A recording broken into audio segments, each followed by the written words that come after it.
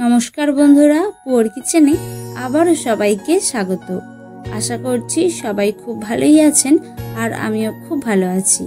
आजके हाजिर हयेछि पनिर मैगिर पकोड़ा निये, ताई भिडियोटी स्किप ना करे पुरोटा देखार अनुरोध रइल। और हाथे जदि 10 থেকে 20 मिनट समय थाके ताहले किन्तु एई झटपट पनिर मैगिर पकोड़ाटा बानिये निते पारबेन और खेतेও হয় भीषणই टेस्टी।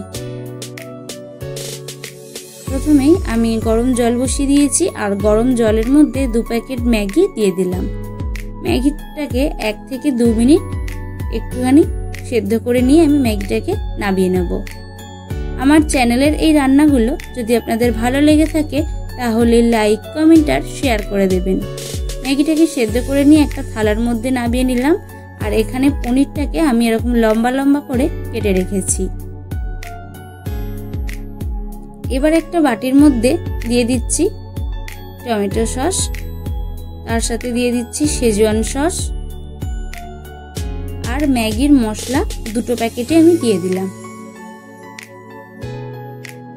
এবার দিয়ে দেবো 1 চামচ কর্নফ্লাওয়ার। এবার সবকিছুকে খুব ভালো করে মিশিয়ে নেব। আমার চ্যানেল এখনো না সাবস্ক্রাইব করা থাকলে চ্যানেলটিকে সাবস্ক্রাইব করে বেল বাটনটি প্রেস করে পাশে থাকবেন আর নোটিফিকেশন অল করে রাখবেন এরকম নিত্য নতুন রেসিপি সবার আগে দেখার জন্য। সসের মিশ্রণের মধ্যে কেটে রাখা পনিরগুলোকে দিয়ে দিলাম। এবার খুব ভালো করে পনিরের সাথে সসটাকে মেখে আমি 10 মিনিটের মতো রেখে দেব। এবার একটা কড়াই বসিয়ে দিয়েছি আর কড়ার মধ্যে দিয়ে দিচ্ছি পরিমাণ মতো সাদা তেল। তেলটাকে একদম মিডিয়াম টু লো ফ্লেমে গরম করে নেব।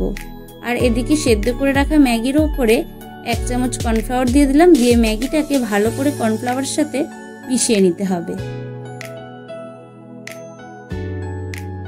আর ম্যাগিটাকে কিন্তু খুব বেশি সেদ্ধ করবেন না। এবার সস দিয়ে মেখে রাখা পনিরগুলোকে এইভাবে ম্যাগির মধ্যে ভালো করে মুড়ে নেব। পনিরটাকে ম্যাগি দিয়ে ভালো করে মুড়ে নেব। দেখুন এই রকম ভাবে মুড়ে নিতে হবে, তাহলে কিন্তু পনিরের দিয়ে ম্যাগির পকোড়া একদমই রেডি হয়ে যাবে।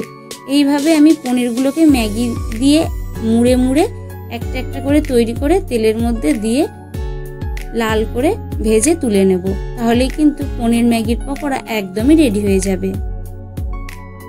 আর বাড়িতে অবশ্যই করবেন, এইভাবে করলে বাড়ির ছোট থেকে বড় সবাইরই খুবই পছন্দ হবে।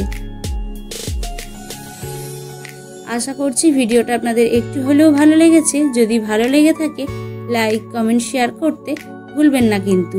আর খুব বেশি যদি ভালো লেগে থাকে তাহলে আপনাদের আত্মীয় পরিজন বা বন্ধুদেরকে শেয়ার করে দেবেন। দেখুন এইভাবে আমি সবকটা পনির পকোড়াগুলোকে ভেজে তুলে নিচ্ছি। ভিডিওটা কেমন লাগলো কমেন্ট করে জানাবেন।